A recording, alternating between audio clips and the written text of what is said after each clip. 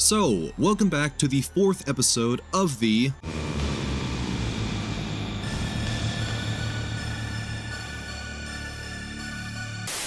where I make a build that fits the story of whatever character from whatever movie, with the caveat that I am not allowed to use any duplicate perks, nor am I allowed to use that character's teachable perks.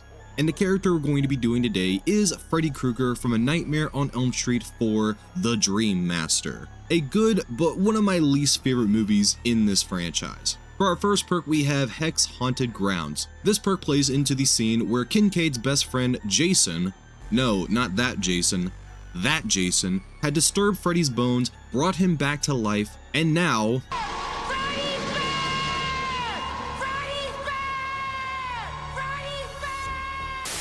for our next perk, we have Hex No One Escapes Death. All the Dream Warriors that had survived the previous movie unfortunately did not live long enough to see the end of this movie. As soon as Freddy is resurrected, he kills them all off one by one, first Kincaid, then Joey, and then last but certainly not least, Kristen. Elm Street's last breath. Farewell. Which plays into our next perk, Save the Best for Last. One of the reasons why Freddy had saved Kristen for last specifically is because she has an ability where she can bring people into her dreams, which she passed on to Alice. And now that Alice has her powers, Freddy has a new toy to play with. How sweet. Fresh meat. For our final perk, we have Hex Undying, which plays into one of the most iconic lines from this movie, and that is, I am eternal. Anyways, that is about it for the build. I hope you guys enjoy, and let's get started. So let's get into the likes and dislikes for A Nightmare on Elm Street 4: The Dream Master, which is not really my favorite movie in the franchise. I do prefer a lot more movies in this series over Dream Masters, but I gotta say, this is probably one of the more entertaining movies in the Nightmare franchise, and it's not really even that close. Like, there's just so many fun scenes, and one of the reasons why it was just so goddamn fun is obviously our main lead, Freddy motherfucking Krueger, which is my first like. Robert Englund is back as Freddy once again, so you already know it's going to be a good time. Like in any movie really, but especially when he puts on the claw, the hat, the sweater, the makeup and shit like that, he becomes the most entertaining man in Hollywood, and this movie is no different. And sadly, this is the last bit of the more sinister Freddy that I do prefer in this franchise. If you guys have seen my previous videos, you would know that I don't really care for the jokey Freddy that we get later on in the franchise. I more so prefer the sadistic and mean-spirited Freddy that we get in the earlier movies like 1 and 2. And even though there is a little bit of that, it does lean a lot more onto the jokey side. But the difference is between those movies and this movie is that he's doing it not as like a winking at the audience kind of way. He's doing it more as like a imposing kind of way, like asserting himself onto the characters, which is kind of exemplified in 2 lines that go really well together, which is you shouldn't have buried me, I'm not dead. And then later on in the movie when he's fighting Alice, he goes, I am eternal, which is basically Freddy saying, yeah, there's really nothing you can do to me. Even if you kill me, even if you do damage me, I always come back. I'm always gonna come back for the next movie. Like, you can burn him, you can make him disintegrate by turning your back on him, you can use the power of love, you can use holy water, but like no matter what you do, he's always gonna come back until you get a 6th movie that just puts a pipe bomb in his fucking chest and all the little dream demons pop out. But yeah, oh man. But yeah, this Freddy is just a lot more imposing and a lot more creative with his kills as well. Like the kills in this movie are fucking fascinating, and that's going to be my next like, the kills. The only thing I really don't like about some of the kills in this movie is just how bland they are. Like, Kincaid was just stabbed in the stomach, yeah, and Kristen was thrown into a furnace. Really all that interesting, and my god, the most interesting or uninteresting kill in this movie is the invisible karate Freddy scene. I wish I was joking. If you haven't seen it, yes, there was a fucking scene where they're in a dojo and Freddy's invisible and he's fighting this kid. He gets his glove knocked off his hand and it flies directly into the kid's chest. It's so fucking bad. I know why they had to do that because of the whole budgetary reasons, but like, oh my god, it was so bad. I can forgive the Kincaid and Kristen kills because they had really good buildups. Like, for example, Kincaid was the whole resurrection scene for Freddy with him, his body reforming into his old self, and then the whole wide shot of the whole like world with the junk all over the place, like a maze or whatever, with Kincaid saying Freddy's back, Freddy's back. Really good cinematography and really good special effects. I just wish it had a little bit of a better kill. And then you also have Kristen, which also had a pretty good build-up, with her in the boiler room with these green lights and these chains hanging all around, and then Freddy egging her on to bring somebody else into the dream world, give him some more piggies to play with, which was ultimately his downfall because that created the Giga Chat of the dream world, the Dream Master with Alice, which is a really cool concept. I do wish they didn't do this. I wish they would just give more characters with more dream world powers that would make these movies a lot more interesting, because we don't see this for the rest of the franchise ever after Dream Warriors. It's just the Dream Master and that's it. Like, dude, you just lost so much potential, but I'll get into that later. Here I am in the likes section and I'm only giving dislikes for the kills. Okay, my three favorite kills in this movie are the wanna suck face kill of the asthmatic nerdy girl, with Freddy sucking the life out of her basically, which is kind of weird because of the fact that she's like a 16 in this scene, so a little weird. But the whole build up to that scene was also pretty damn good, with Freddy at the desk and peeling an apple, then coming to her, and also the like the cinematography with Freddy's claw shadow on Alice's face. Really good shot, one of my favorite shots in this franchise. And then obviously her getting turned into a reverse blow-up doll. Then we also have the waterbed kill with Joey, with his pinup model being put into the bed, luring him in, and then Freddy pops out like a whack-a-mole and then drags him in and says, "Oh, is this for a wet dream?" and then brings him in like Jaws.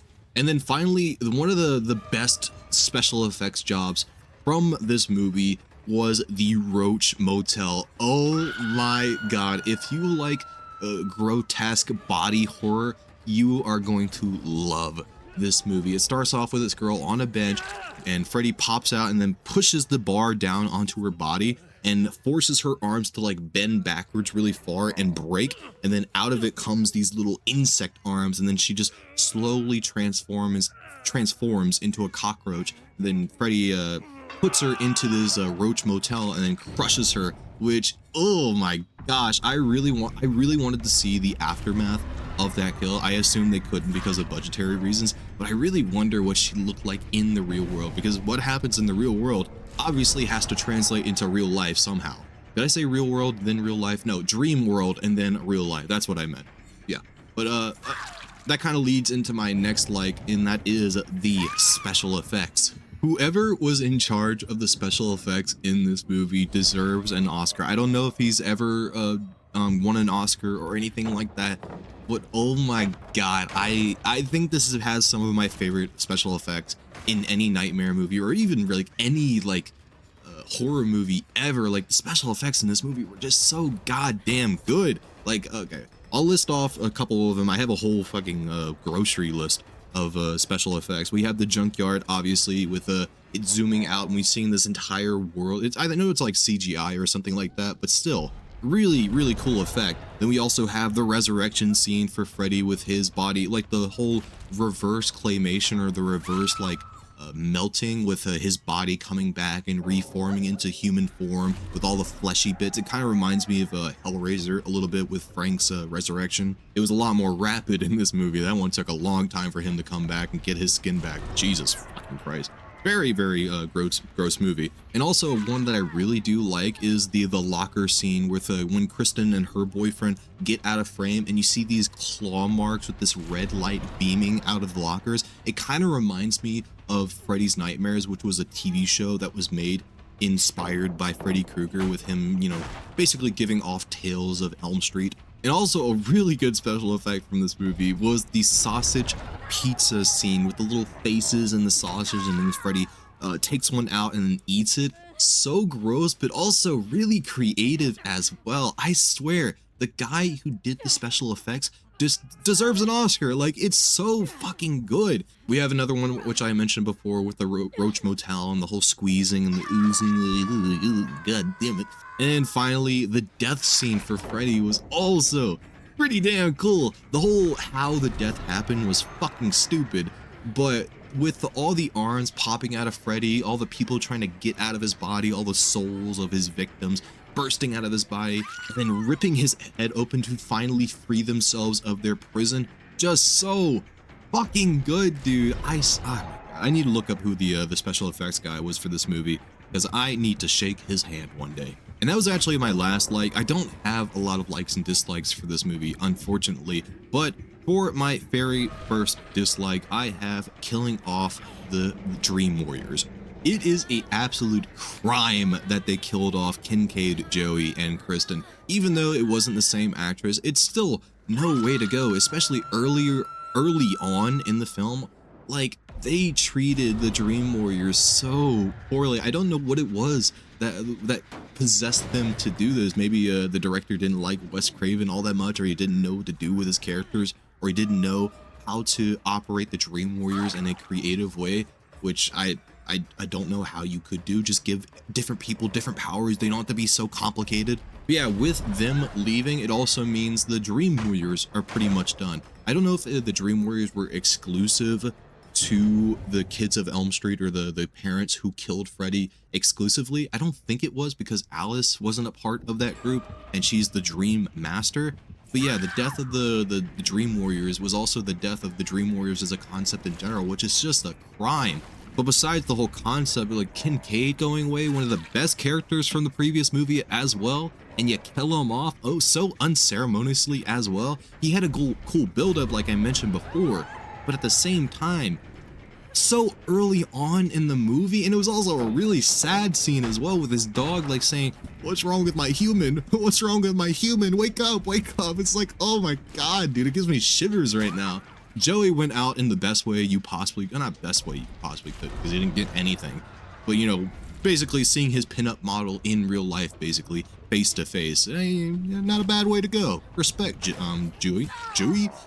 Joey, there we go. His name is Joey. He's a kangaroo. Yeah, I say unceremoniously, even though they did have some pretty damn good kills, or pretty damn good dream sequences, I would say. But at the same time, so early on in the film is like a crime. Like, why the fuck did you do that? I mean, just so much wasted potential right there.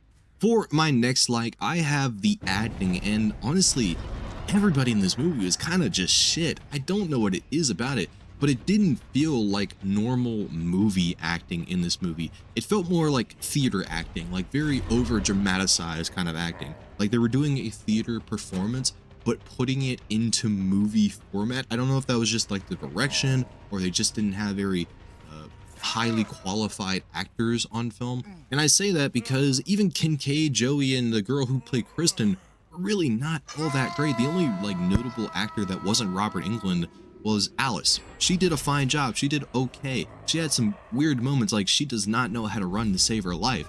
That's really about it. But every other scene she was fine in. But everybody else, like it just felt like they learned how to act that day.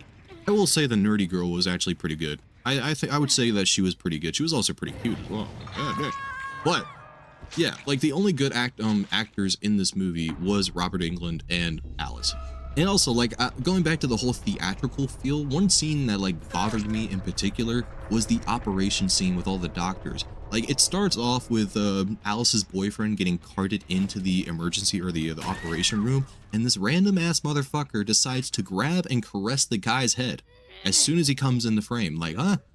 What the fuck are you doing? It kind of felt like those AI shots on TikTok that you would see of, like, them taking a picture and having the picture do something random and then moving on to the next shot. It was kind of like, I don't know what I'm trying to say. It just felt like he was just doing something to add something to the scene instead of just looking at him as soon as he entered the operation room. Instead, he had to go, "Oh, he's here. Welcome, sir." Really weird. And you know how the operating people acted in general was just super zany. Maybe it was like they were trying to draw a parallel between the real world and the dream world. Like, you know, he's going in and out of the dream world. I don't know, like micro naps. I don't know. It was just so artificial is really all I can come up with.